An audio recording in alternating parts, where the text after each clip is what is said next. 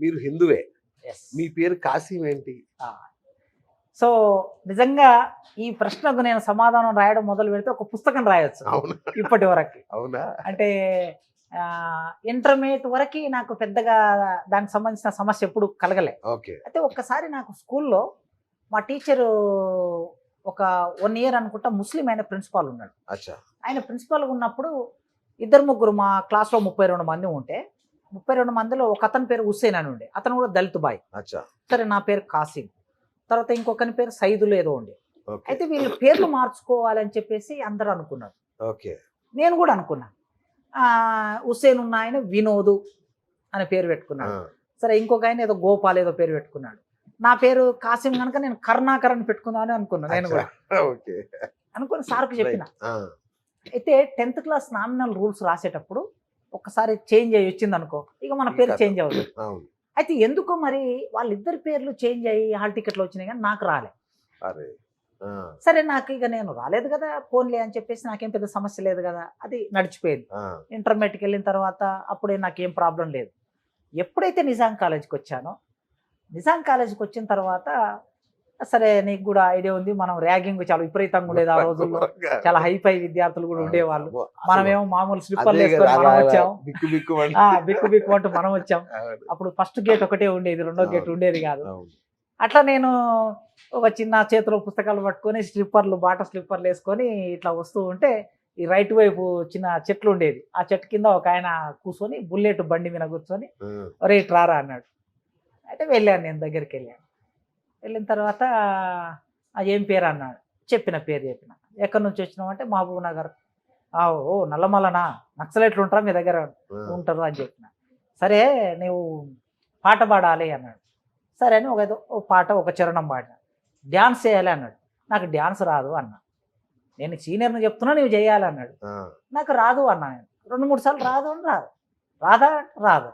ఓ అట్లనా, అయితే ఇదో ఈ ఆకు తెంపి ఈ ఆకు తీసుకొని ఈ ఆకుతో ఈ గేటు నుంచి ప్రిన్సిపాల్ ఆఫీస్ వరకు లెక్కించి ఎన్ని ఆకులు ఉన్నాయో నాకు చెప్పాలి అని చెప్పి ఒక చిన్న ఆకు తెంపి ఇచ్చింది. నేను చూశాను ప్రిన్సిపాల్ ఆఫీస్ అక్కడే దాదాపు ఒక 100 మీటర్లు ఉంటుంది. నేను చెయ్యను అన్న. ఏమ్రా ఏం నేను సీనియర్ చెప్తుంటే కనిపిస్తలేదా అన్నాడు. అన్నాక అన్నా నువ్వు ఏమిరా నాకు మంచిగా మాట్లాడు అన్న. అనేసరికి ఇక కొద్దిగా చర్చ తీవ్రమైంది. తీవ్రమైన తర్వాత ఆయన నాకు కొట్టడానికి వచ్చాడు. పక్కనున్న వాళ్ళు ఎవరో ఆపారు, వద్దు అంటే నేచురల్గా జూనియర్స్ అనగానే భయపడిపోతారు. మనం భయపడలేదు, సెల్ఫ్ రెస్పెక్ట్ మనకు చిన్నప్పటి నుంచి ఆ సెల్ఫ్ రెస్పెక్ట్ ఉంది కనుక మనం గట్టిగా ఉండేసరికి పక్కన ఉన్న వాళ్ళకి అర్థమైంది. జిన్నారం నుంచి ఒక ఆయన పేరు నాకు తర్వాత కూడా కలిశాడు, అన్న పేరు ఏదో, మన సీనియర్, మనకు సూపర్ సీనియర్. ఆయన జిన్నారం నుంచి వచ్చాడు, ఆదిలాబాద్. అక్కడ నక్సలైట్లు ఉంటారు. ఆయనకు అర్థమైంది నేను నల్లమల్ల నుంచి వచ్చాను. లేదు ఈ పిల్లవాడు ఏదో కొద్దిగా పోరాటం ఉండే ప్రాంతం నుంచి వచ్చిండు, ఇంతో పెట్టుకోవద్దు అనే విషయం ఆయనకు అర్థమైంది. అర్థమై దాన్ని అక్కడితో ఆపేసి సరే నేను క్లాస్కి వెళ్ళిపోయిన తర్వాత ఇది అయిపోయినాక మనకు ఫస్ట్ ఇయర్లో నీకు బాగా గుర్తుంటుంది స్టూడెంట్ మ్యాగజైన్ ఉండేది కదా, college magazine. Yes, second year లో నీ ఎడిటర్, ఫస్ట్ ఇయర్ లో నేను ఎడిటర్, మళ్ళీ ఫైనల్ ఇయర్ లో నేను ఎడిటర్ ఉన్నా అనుకుంటా. ఓకే. సో అట్లా ఎగ్జామ్ పెట్టారు. అన్నమ్మ మేడం మన తెలుగు టీచర్ ఉండే. ఎగ్జామ్ పెట్టినప్పుడు నేను సెలెక్ట్ అయిన దాంట్లో. అవునన్నా, మన ఇద్దరికి పోటీ నడుస్తుండేది. అయితే అప్పుడు ఫైనల్ ఇయర్ వాళ్ళు, డిగ్రీ ఫైనల్ ఇయర్ వాళ్ళు, పీజీ వాళ్ళు కూడా రాశారు. కానీ మన ఇద్దరి మధ్యన పోటీ ఉంది అక్కడ. ఆ పోటీలో నేను సెలెక్ట్ అయిన తర్వాత పీజీ వాళ్ళు ఏబీవీపీ, శ్రీశైలం కూడా మన సీనియర్ ఉండే ఏబీవీపీ. సరే అన్న మంచోడు, మనతో బాగుంటుండే. అయితే వీళ్ళందరూ కలిసి ఫస్ట్ ఇయర్ ఓన్లీ ఎడిటర్ని ఎట్లా చేస్తారు, మా అందరికి అవమానం అని చెప్పి పెద్ద గొడవ జరిగింది. ప్రిన్సిపాల్ రూమ్ లో గొడవ జరిగితే అదంతా నాకు తెలియదు. సరే తర్వాత అన్నమ్మ మేడం నన్ను పిలిపించింది హాస్టల్ నుంచి. పిలిపించిన తర్వాత గోపాలరావు గారు ప్రిన్సిపాల్ ఉండే అప్పుడు. ఆయన ఉండి ఆ మేడం చాలా గట్టిగా నిలబడి, ఇక్కడ ఫస్ట్ ఇయర్ ఓడా, సెకండ్ ఇయర్ ఓడా, ఫైనల్ ఇయర్ నాకు అనవసరం, వాళ్ళు మనం పోటీ పెట్టాం, వాళ్ళు రాశారు, వాళ్ళు ఎంపిక అయ్యారు కనుక మనం మెరిట్ని దెబ్బతీయొద్దు అని చెప్పి ఆమె గట్టిగా నిలబడి, ఆ గట్టిగా నిలబడినప్పుడు లేదు అసలుకు వీడు తురుకోడు, కొద్దిమంది ఏబీకి సంబంధించిన వాళ్ళు వీడు తురుకోడు, అసలు తురుకోడుని మనం ఎడిటర్గా ఎట్లా పెడతాం, ఎట్లా చేస్తాం అని చెప్పి ఒక పెద్ద గొడవ ప్రిన్సిపాల్ రూమ్ లో లేవదీస్తే అప్పుడు ప్రిన్సిపాల్ ఉండి ఏ బాబు అట్లా మీరు మతాలు అవి తీసుకురావద్దు, మీరు కరెక్ట్ కాదు ఇది అదే అని చెప్పేసి వాళ్ళని బయటకు పంపించారు. పంపించినాక మా అన్నమ్మ మేడం ఇక్కడనే కూర్చుందాం సార్, మీరు కోర్ట్ ఉమెన్స్ కాలేజ్ నుంచి తెలుగు ప్రొఫెసర్లను పిలిపియండి, ఈ పేపర్లు రీవాల్యుయేషన్ చేయించండి, మళ్ళీ నేను ఇక్కడనే కూర్చుంటా అని చెప్పి ఆమె గట్టిగా కూర్చుంటే అప్పుడు కోర్ట్ ఉమెన్స్ నుంచి ఒక ప్రొఫెసర్ని అంత పిలిపించి జరిగిందా? అంత జరిగింది, రీవాల్యుయేషన్ చేస్తే మళ్ళీ నాకే ఫస్ట్ వచ్చింది. ఆ, సో అట్లా అప్పుడు ఓహో నా పేరు అనేది నాకు అవరోధం అవుతుంది అని నాకు అర్థమైంది. సరే ఎనీవే అది అయిపోయింది, మనం స్టూడెంట్ ఎడిటర్గా మన ఫోటోలు వేశారు, అవునా? వచ్చేసింది, అయిపోయింది. అయిపోయిన తర్వాత అన్నమ్మ మేడం ఒక రోజు పిలిచి, ఒరే ఇది నీకు ఎప్పుడైనా ఇబ్బందిరా, దీనికి కోర్టు ద్వారా గెజిట్ ద్వారా నీ పేరు మార్చుకోవచ్చు అని అన్నది. నేను కొద్దిగా ఆలోచించుకుంటా మేడం అని చెప్పిన. వెళ్ళి ఆలోచించాను, కొద్దిగా మనకు కూడా మెచ్యూరిటీ వస్తుంది, సమాజం అర్థమవుతుంది. ఇవన్నీ ఆలోచించినప్పుడు నాకు ఏమనిపించిందంటే, మా అమ్మ నాయన దళితు మాదిగ కుటుంబంలో పుట్టారు, అనేక అవమానాలు అంటరాంతనం అనుభవించారు, వాళ్ళు వ్యక్తిత్వంతో జీవించారు, అదే అలవాటు నాకు వచ్చింది. ఆ క్రమంలో నాకన్నా ముందు పుట్టిన మా అన్న చనిపోవటం మూలంగా ఏదో అనారోగ్యంతో చనిపోయాడు మా అన్న. Right, okay. చనిపోతే నాకు యాక్చువల్గా మా అమ్మ నాన్న పెట్టిన పేరు బాలనారాయణ. అచ్చా, నేను పుట్టగానే పెట్టిన పేరు బాలనారాయణ బాలనారాయణ పెట్టాను. ఓకే. బాలనారాయణ పెట్టినటువంటి పేరును నాకు అన్న చనిపోయిన తర్వాత వెంటనే నాకు కూడా కొద్దిగా జ్వరం వస్తే వీడికి కూడా ఏమైనా అవుతుందేమో అని భయపడ్డారు. భయపడి మా ఊళ్ళో పీర్ల పండుగ జరుగుతుంది, చాలా పెద్ద ఎత్తున జరుగుతుంది పీర్ల పండుగ, 10 పీర్లు ఉంటాయి. అయితే అందులో కాసిం అనే ఒక పీరు ఉంటుంది. కాసిం అనే పీరును ఒక యాదవ్ కాశన్న అనేట ఆయన దాన్ని ఎత్తేవాడు. నన్ను ఆ పీరు దగ్గర తీసుకెళ్ళారు. తీసుకెళ్తే ఆయన ఏం కాదు, వీడికి ఈ పీరు పేరు పెట్టండి, వీడు బతుకుతాడని చెప్పాడు. చెప్తే బాలనారాయణ పేరు తీసేసి కాసిం పీరు పేరు పెట్టేశాను. సరే పెట్టిన తర్వాత ఓకే, ఆ పేరుతోనే ఇంత దూరం వచ్చాను నేను అనుకున్నప్పుడు మా అమ్మ నాయనకి వాళ్ళకు ఒక నమ్మకం, వాళ్ళకు ఒక విశ్వాసంతో పెట్టుకున్నారు. ఈ దేశంలో లౌకికవాదం రాజ్యాంగం అని మనం చదువుతూ ఉన్నాం. అప్పటికి మనం రాజ్యాంగం మీద అవగాహన ఉంది నాకు. లౌకికవాదము అనే విషయము మా అమ్మ నాన్నకు తెలియదు, చదువు రాని వాళ్ళు. తెలియకుండానే మత సామరస్యాన్ని పాటించారు వాళ్ళు. ఎందుకు నేను పేరు మార్చుకోవాలి, చూద్దాం ఏమవుతుందో, ఎదుర్కొందాం అని చెప్పి నేను అన్నమ్మ మేడం చెప్పాను. మేడం వద్దు మేడం, ఇదే పేరు ఉండాలి మేడం. అయితే దీనికి నాకు ఒక ప్రభావం కూడా ఉంది నా మీద. కంచె ఎలయ్య గారు ఆయన ఒక వ్యాసం రాశాడు నలుపు పత్రికలో. ఆ రోజులో బొజ్జ తారకం ఎడిటర్గా నలుపు పత్రిక వచ్చేది. అందులో ఒక వ్యాసం ఏం రాశాడంటే, ఆయన వాళ్ళ సార్ అన్నాడట, ఒరే అందరూ పేర్లు మార్చుకుంటుంటే సేమ్ ఆయన కూడా వాళ్ళ క్లాస్లో వాళ్ళ సార్ నీ పేరు కూడా మార్చుకోరా అన్నాడట. అయితే ఇంకొక సార్ వచ్చి లేదు లేదు రే నువ్వు పేరు మార్చుకోవద్దు, ఈ పేరు చరిత్ర సృష్టిస్తుంది రా అన్నాడట. ఐలయ్య సార్ నిజంగా ఐలయ్య సార్ మరి చరిత్ర సృష్టించాడు. అయితే నాకు ఐలయ్య సార్ వ్యాసం ఇంటర్మీడియట్లోనే చదివాను నేను. నాకు గుర్తుంది, ఎందుకు మార్చుకోవాలా పేరు, అమ్మ నాన్న పెట్టిన పేరు కనుక ఉండని, ఇదే పేరు ఉండని అని చెప్పి నేను అట్లా ఆ పేరుతోనే ఈనాటి వరకు ఇట్లా కొనసాగుతూ. సరే ఆ తర్వాత ఇక నీకు కూడా ఐడియా, అద్భుతమైన చరిత్ర సృష్టించిన పేరే ఐడియా ఉన్నది. అప్పుడప్పుడు మనకి ఏబీబీ మిత్రులకి మనకి గొడవలు అవుతూ ఉండే, హాస్టల్లో అవుతూ ఉండే, చంద్రారెడ్డి గారు, ఇవన్నీ చాలా బాగా నువ్వు దగ్గర నుండి చూసినావు. సో ఇవి అన్నిటి క్రమంలో తర్వాత ఇదే పేరుతో నా మీద అటాక్ జరిగింది. చంద్రారెడ్డి గారు, అప్పుడు చంద్రారెడ్డి గారిని రాడికల్ చంపారు. సరే చంపినప్పుడు ఆ రోజుల్లో ఉన్న ఏబీపీ వర్సెస్ రాడికల్ ఉద్యమం నడుస్తూ ఉండేది, వాళ్ళకి సంబంధించిన ఐడియాలజికల్ ఇవన్నీ ఉన్నాయి. అయితే అప్పుడు ఏం చేశారంటే ఏబీపీ వాళ్ళు కొందరు నేనంటే పడని వాళ్ళు, అందులో నేను కూడా ఉన్నాను అనే ఒక దాన్ని క్రియేట్ చేశారు. క్రియేట్ చేసి వీడు ముస్లిం కనుక చంద్రారెడ్డిని చంపాడు రాడికల్స్తో కలిసి అనే ఒక భావనని, ఒక ప్రచారాన్ని తీసుకొచ్చారు. మనం ఇప్పుడు ఫైనల్ ఇయర్లో ఉన్నాం. ఉండి నేను యూనివర్సిటీలో అడ్మిషన్ తీసుకోవడానికి కూడా చాలా సవాళ్ళు ఎదుర్కోవాల్సి వచ్చింది. యూనివర్సిటీలోకి వెళ్తే చంపేస్తారు అనే ఒక దాన్ని వచ్చింది అప్పుడు. అయితే ఎట్లా దాడిలో ఒకరి మీద మన దాడి జరిగింది ఫైనల్ ఇయర్ లో. అవును అవును. ఇప్పుడు ఆయన బీజేపీలో చాలా పెద్ద స్థాయిలో ఉన్నాడు, కాసం వెంకటేశ్వర్. రాహుల్ కూడా రాహుల్ అవునవును, ఎస్ ఎస్ రాహుల్. ఆ దాడిలో మీరున్నారు అప్పుడు? లేదు లేదు లేదు, అప్పుడు లేరు కదా. అప్పుడు మనం ఏమైనా అంబేద్కర్ ఈ కాన్సెప్ట్ మీదనే పనిచేస్తూ ఉండేవాళ్ళము. పెద్దగా మనకి ఆ ఎక్స్ట్రీమ్డ్ గా ఉండేటటువంటి వాటిల్లో అంత ప్రమేయం లేదు. తర్వాతి కాలంలో ఆ భావజాలంతో మనం కనెక్ట్ అయినాం, కానీ ఆనాటికి మనం డిగ్రీ అయిపోయినాటికి లేదు. ఎక్కువగా మన చుట్టూ అంతా కూడా ఇప్పుడు మనం హాస్టల్లో అంబేద్కర్ జయంతి జరపటము ఇదంతా చేస్తూ ఉండేవాళ్ళం. అయితే ఏంటంటే కొద్దిగా భావజాలము గద్దర పాటలు వినటం ఇదంతా ఉండేది కనుక వీళ్ళు ఏమనుకున్నారంటే ఒక అపోహపడ్డారు రైట్ నేను కూడా అందులో ఉన్నాను అని. కరెక్ట్. అప్పటికే మీరు ప్రెస్ క్లబ్ కూడా వెళ్తుండేవాళ్ళు. రెగ్యులర్ గా వెళ్తూ ఉండేవాళ్ళు. వరవరరావు గారి స్పీచ్లు అన్నా వరవరరావు స్పీచ్లు, గద్దర పాటలు, పాటలు బొజ్జ తారకం, కత్తి పద్మరావు, ఇవన్నీ ఈ- శివసాగర్, yes, దీంట్లో ఉండేవాళ్ళు మీరు. బహుశా అది సత్యమూర్తి. కూడా ఈ అపోహ కారణమై ఉంటుంది Yes, కదా. yes. Okay. అట్లా అయ్యి ఏం చేశారంటే కల్వకుర్తిలో నన్ను చంపాలని ప్లాన్ చేశారు. ఆ, కల్వకుర్తిలో నేను ఒక సభకు వెళ్ళాను. 99 ఫిబ్రవరి 20th ఫిబ్రవరి 20వ తారీఖు.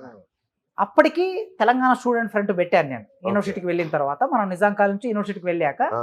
అప్పటికి ఇంకా తెలంగాణ మూమెంట్ చిన్నగా ఇంకా మొదలవుతుంది. అప్పుడెప్పుడే మొదలవుతుంది. మొదలవుతున్నప్పుడు నేను ఒక సంఘం పెట్టాలని ఆలోచించి మేము అందరం ఒక 40 మందిని కలిసి తెలంగాణ స్టూడెంట్ ఫ్రంట్ అని పెట్టాం. ఓకే. దానికి నేను కన్వీనర్గా ఉన్నాను. రాష్ట్ర వ్యాప్తం అంతా తిరుగుతూ ఉన్నా. అట్లా మహబూబ్నగర్ జిల్లా కల్వకుర్తిలో కూడా సభ ఉంది. ఒక 500 మంది సభ నడుస్తుంది. అది నేను ఆ సభకు స్పీకర్గా వెళ్ళాను. వెళ్ళిన తర్వాత వేదిక మీద నేను మాట్లాడుతూ ఉంటే సరిగ్గా ఆ సమయానికి ఒక 40 మంది డీసీఎంలో కారం పొట్లాలు, నాంచాకులు, ఇనుప రాడ్లు పట్టుకొని సభ విని అటాక్ చేశారు. ఆ కారం పొట్లాలు విప్పి ఒక్కసారి ఇట్లా చల్లేసేసరికి అక్కడ ఉన్న విద్యార్థులు అందరూ కళ్ళల్లో పడిపోయింది. అందరూ పారిపోయారు విద్యార్థులు. స్టేజ్ మీద నేను ఒక్కని మిగిలాను, నాతో పాటు ఒక 5-6 మంది. వాళ్ళు నన్ను టార్గెట్ చేసి వచ్చారు కనుక వచ్చారు, వేదిక మీదకి వచ్చారు. నేను కాస్త నన్ను నేను రక్షించుకోవడం కోసం వేదిక నుంచి కొద్దిగా ముందుకు వచ్చేసాను. బయటకు వచ్చి అక్కడ ఒక కొబ్బరి చెట్టు ఉంది. ఆ కొబ్బరి చెట్టు మట్ట కింద ఊడిపడి ఉంది, పెద్దగా ఉంది. అది ఆ మట్ట తీసుకొని రాండ్ర నా కొడుకులారా అని చెప్పి కాస్త ప్రొటెక్ట్ చేసుకోవడం కోసం. వాళ్ళు 100 మంది ఉన్నా నేను ఒక్కనున్నా. కొద్దిసేపు నిలవరించాను, అంటే ఎవరన్నా ఈ లోపుగా నాకు వస్తారు హెల్ప్ గాని. నిలవరిస్తే ఎక్కడికొకళ్ళు అక్కడ వెళ్ళిపోయారు. సో ఈ లోపు ఒక అతను, బహుశా అతని కరాటీలో కాస్త నైపుణ్యం ఉన్నట్టుంది, నాన్ చాక్ను విసిరి కొట్టాడు. నా అంత దూరం నుంచి నాన్ చాక్ ఇట్లా విసిరి కొడితే వచ్చి తలకు తగిలి వెంటనే తల పగిలిపోయింది. రెండో దెబ్బ వేశాడు. రెండో దెబ్బ ఇట్లా ఇప్పుడు నీకు కనిపిస్తుంది ఇక్కడ. అవునా? ఇది ఇది ఇప్పుడు ఇట్లా ఉంది కదా, ఇది ఇక్కడ నుంచి ఇక్కడ వరకు పలిగింది, మళ్ళీ ఇటు నుంచి ఇటు పలిగింది, పగిలిపోయి మొత్తం కింద పడిపోయింది.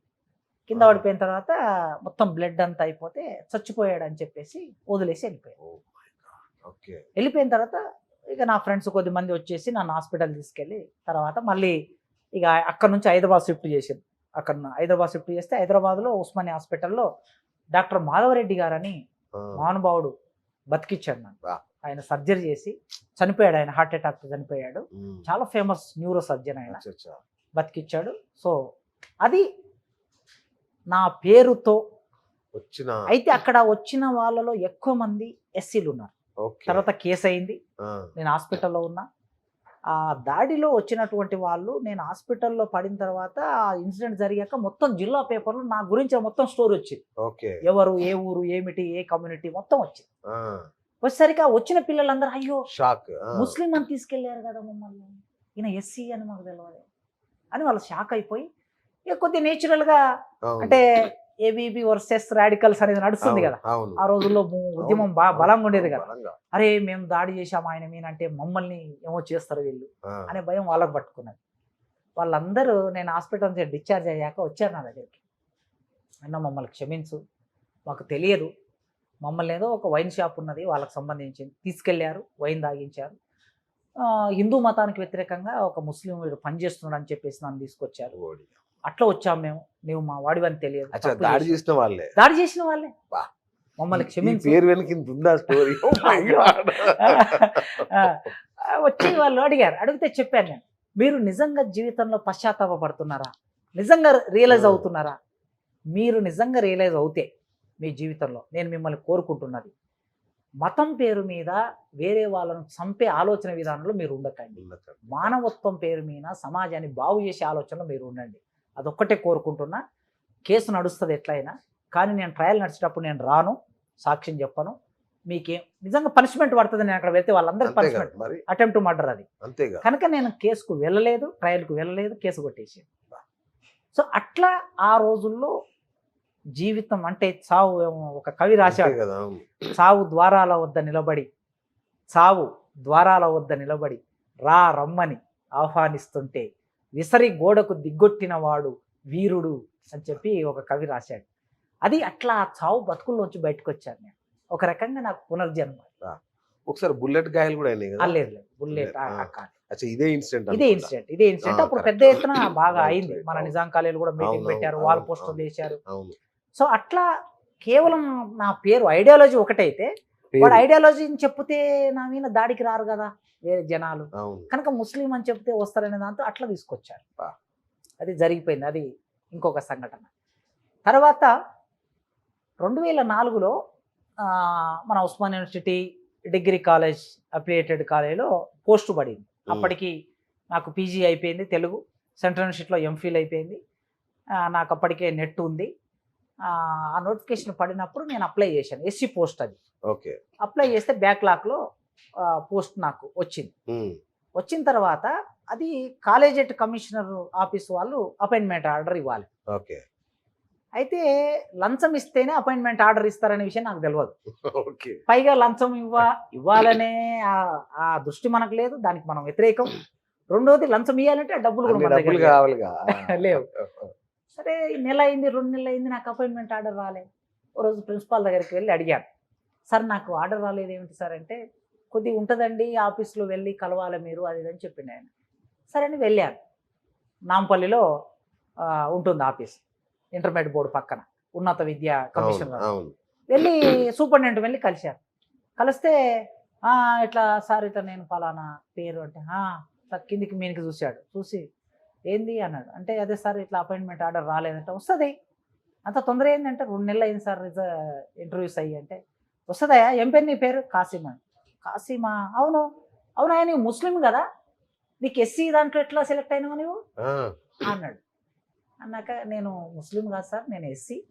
మా ఊళ్ళో అట్లా పేర్లు పెట్టుకుంటారు సార్, మా జిల్లాలో చాలామంది పెట్టుకుంటారు. జానారెడ్డి అని ఉన్నాడు సార్, మినిస్టర్ ఆయన.